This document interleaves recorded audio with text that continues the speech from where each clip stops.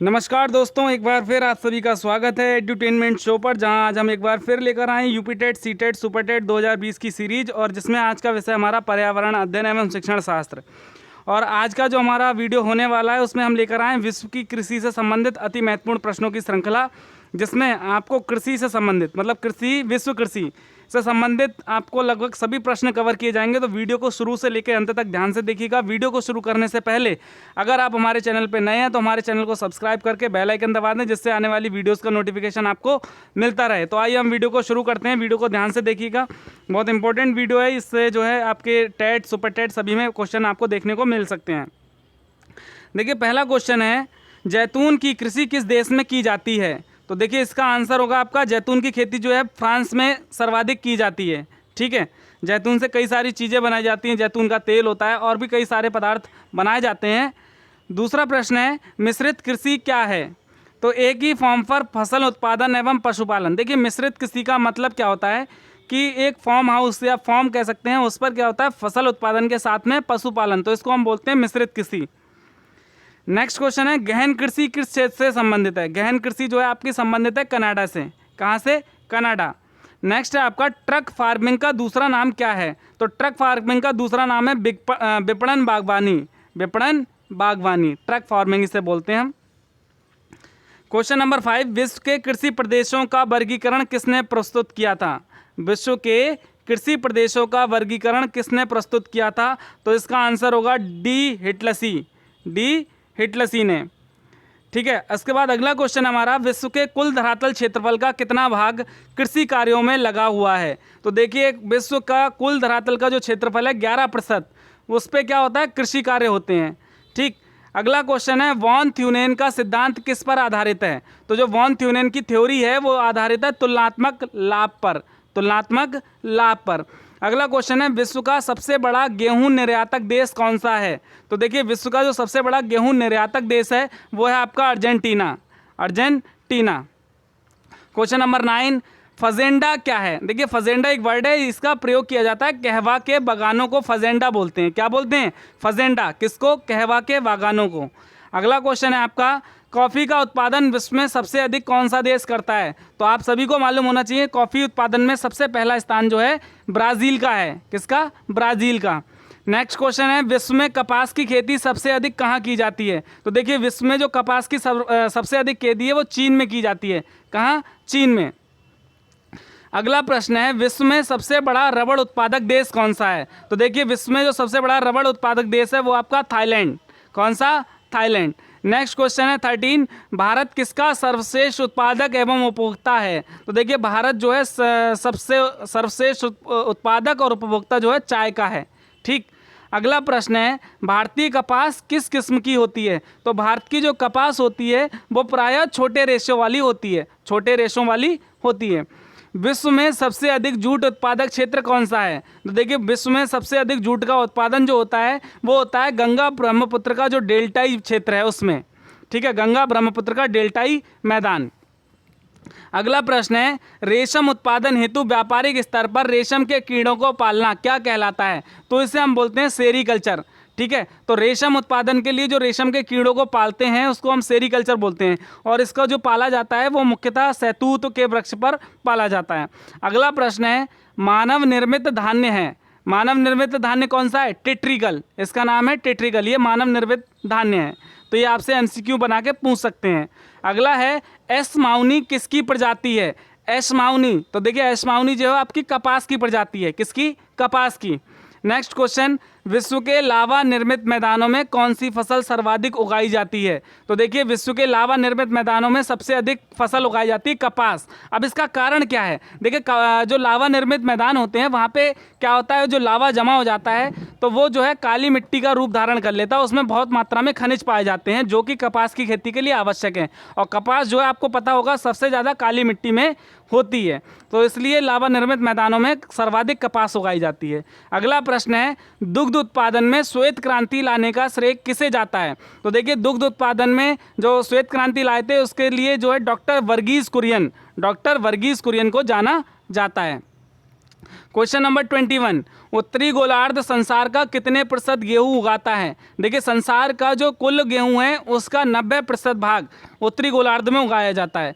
अगला प्रश्न, इटली में चावल के लिए कौन सी नदी घाटी प्रसिद्ध है? तो देखिए इटली में चावल के लिए जो नदी घाटी प्रसिद्ध है उसका नाम है पो नदी घाटी, पो नदी घाटी। अगला प्रश्न, गेहूं की खेती किस मृदा से संबंधित होती है? तो ये होती है चेरनोजम से। किससे? चेरनोजम। अगला प्रश्न, किस फसल को जल भराव की आवश्यकता होती है? तो देखिए चावल की जो फसल होती है उसे जल भराव की आवश्यकता होती है। आपको पता होगा गन्ना और चावल दो ऐसी फसलें हैं जिनमें सर्वाधिक पानी की आवश्यकता होती है, लेकिन जो चावल की फसल है उसमें जल भराव की भी आवश्यकता होती है। आपने अगर किसी ने देखा होगा धान की रोपाई तो उस चीज़ को आप समझ सकते हैं। अगला प्रश्न है, दुग्ध उत्पादन में विश्व का प्रथम देश कौन सा है? तो देखिए दुग्ध उत्पादन में भारत प्रथम स्थान पर है। क्यों है? क्योंकि भारत एक कृषि प्रधान देश है और यहाँ पर जो पशुपालन कह सकते हैं, जो पशुओं का पालन है वो भी सर्वाधिक स्तर पर किया जाता है, जिस वजह से भारत दुग्ध उत्पादन में प्रथम स्थान पे है। नेक्स्ट क्वेश्चन, ट्रांसजीनिक फसलों का सबसे बड़ा उत्पादक देश कौन सा है? तो देखिए ट्रांसजीनिक फसलों का जो सबसे बड़ा उत्पादक देश है आपका चीन है। कौन सा? चीन। कौन सी घाटी अफीम की खेती के लिए विख्यात है? तो देखिए अफीम की खेती के लिए ये घाटी है इजमिर की घाटी, इजमिर की घाटी, ये विश्व विख्यात है भाई। अगला प्रश्न है, जूट उत्पादन में भारत का कौन सा स्थान है? तो कौन सा स्थान है? पहला। और क्षेत्र कौन सा है? अभी बताया था आपको, गंगा ब्रह्मपुत्र का डेल्टाई मैदान, जहाँ पे सर्वाधिक जूट का उत्पादन होता है विश्व में, और भारत में जूट उत्पादन में पहला स्थान है भारत का। चाय निर्यात के क्षेत्र में कौन सा देश सबसे अग्रणी है? तो देखिए केन्या जो देश है चाय उत्पादन में सबसे, चाय के निर्यात में सबसे अग्रणी देश है केन्या। अगला प्रश्न है, विश्व प्रसिद्ध उलंग किस्म की चाय, उलंग किस्म की चाय किस देश में पैदा होती है? तो ये पैदा होती है ताइवान में, ताइवान में। अगला प्रश्न, यारवा क्या है? देखिए यारवा क्या है? यारवा है पराग्वे में एक चाय सदृश झाड़ी, चाय के समान एक पौधा होता है, झाड़ी होती है, जिसको वहाँ पे यारवा बोलते हैं। अगला प्रश्न है, चाय की खेती के लिए उपयुक्त जलवायु कौन सी है? तो देखिए चाय की खेती के लिए सबसे उपयुक्त जलवायु जो है मानसूनी है, मानसूनी। इसलिए चाय की खेती आपने देखा होगा पहाड़ों पे होती है, और पहाड़ों की जो जलवायु होती है कैसी होती है? मानसूनी होती है। नेक्स्ट क्वेश्चन आपका 33, गेहूं की फसल के लिए आदर्श तापमान कितना होता है? तो देखिए हम बात करें गेहूं की फसल के लिए तो जिसका आदर्श तापमान है 15 से 20 डिग्री सेल्सियस तापमान इसको चाहिए होता है। नेक्स्ट क्वेश्चन, नील नदी के डेल्टा क्षेत्र में सर्दी के मौसम में कौन सी फसल उगाई जाती है? तो नील नदी के डेल्टा क्षेत्र में सर्दी के मौसम में गेहूं फसल उगाई जाती है। ठीक, गेहूं की कृषि से संबंधित है क्या? स्टेपी। अब अगर स्टेपी वर्ड आपने सुना होगा तो ये स्टेपी क्या होते हैं? घास के मैदान होते हैं, और वहाँ पर किसकी खेती की जाती है? गेहूं। तो गेहूं की खेती से संबंधित है स्टेपी। अगला है, गेहूं की खेती के लिए कौन सी जलवायु सबसे उपयुक्त है? तो गेहूं की खेती के लिए सबसे जो उपयुक्त जलवायु वो आपकी समशीतोष्ण, समशीतोष्ण। महानगरों के बाहरी भाग में की जाने वाली फलों, फूलों, सब्जियों की गहन कृषि को क्या कहा जाता है? तो इसे कहा जाता है बाजर कृषि। क्या कहते हैं? बाजर कृषि। अगला प्रश्न, सबसे अधिक सघन खेती कहाँ प्रचलित है? तो देखिए सबसे अधिक जो सघन खेती है आपकी जापान में होती है। नेक्स्ट क्वेश्चन, विश्व में बागानी कृषि का विकास कहाँ हुआ है? तो विश्व में बागानी कृषि का सर्वाधिक जो विकास है दक्षिण पूर्वी एशिया में हुआ है, दक्षिण पूर्वी एशिया। अगला प्रश्न, स्थानांतरणशील कृषि का शुभारंभ कहाँ से हुआ? तो स्थानांतरणशील कृषि का शुभारंभ जो हुआ आपका थाईलैंड से हुआ। नेक्स्ट क्वेश्चन 41, धान की खेती के लिए कौन सी मिट्टी सबसे उपयुक्त है? तो देखिए धान की खेती के लिए चिकनी मिट्टी। देखिए अभी आपको बताया धान की खेती के लिए जल भराव आवश्यक है, और दूसरी इसकी कंडीशन है जल भराव की वजह से मिट्टी चिकनी हो जाती है, या हम कह सकते हैं सीधे शब्दों में चिकनी मिट्टी धान की खेती के लिए ज़्यादा उपयुक्त है। अगला प्रश्न, मक्का की पेटी विश्व में कहाँ पाई जाती है? तो मक्का की पेटी जो आपकी पाई जाती है अमेरिका में। कहाँ? अमेरिका में, यूएसए। अगला प्रश्न, सर्वप्रथम मक्का की खेती कहाँ की गई? तो सर्वप्रथम मक्का की खेती की गई थी मध्य अमेरिका में, मध्य अमेरिका में। अगला प्रश्न है, किस द्वीप में गन्ने की खेती उत्तम होती है? तो यह है आपका हवाई द्वीप। हवाई द्वीप में क्या है? गन्ने की खेती सर्वोत्तम होती है। जमीन पर फैलने वाली सब्जियों की व्यापारिक कृषि क्या कहलाती है? इसे हम बोलते हैं ओलेरीकल्चर। देखिए ओलेरीकल्चर क्या होता है, जितनी भी बेल टाइप की फसलें होती हैं जो ज़मीन पर फैलती हैं उसको हम बोलते हैं ओलेरीकल्चर। मतलब उसका बृहद स्तर पर उत्पादन करें तो हम उसको ओलेरीकल्चर बोल सकते हैं। अगला है, विश्वदीय प्रदेशों में कपास की खेती क्यों नहीं की जाती? क्योंकि वहाँ पर अधिक वर्षा होती है। किस कारण? अधिक वर्षा के कारण। अगला प्रश्न, कृषि किस प्रकार की मानवीय आर्थिक क्रिया है? तो देखिए कृषि जो आपकी प्राथमिक प्रकार की कैसी क्रिया है? मानविक।